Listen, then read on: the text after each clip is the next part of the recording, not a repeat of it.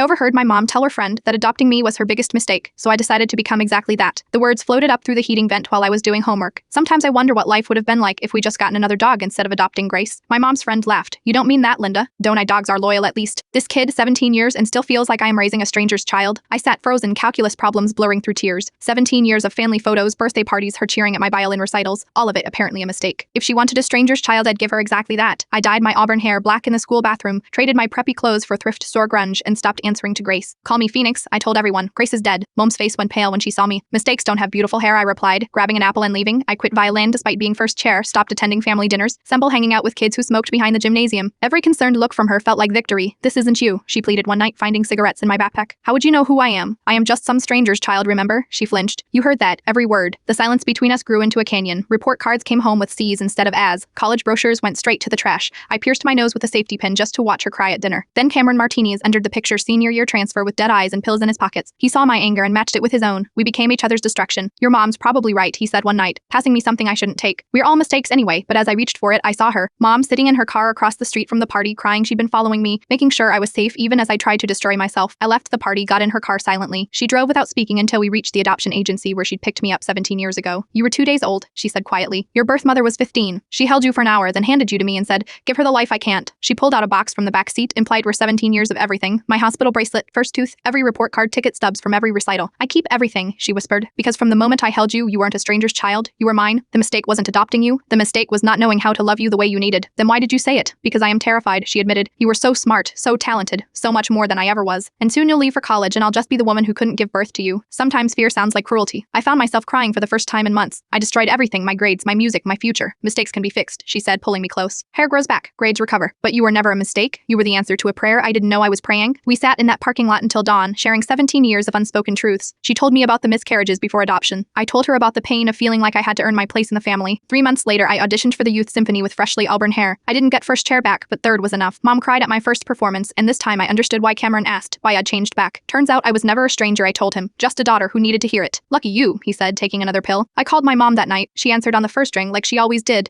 like she always would. Just wanted to say goodnight, I said, and I love you. I love you too, Grace. More than all the mistakes I've ever made combined.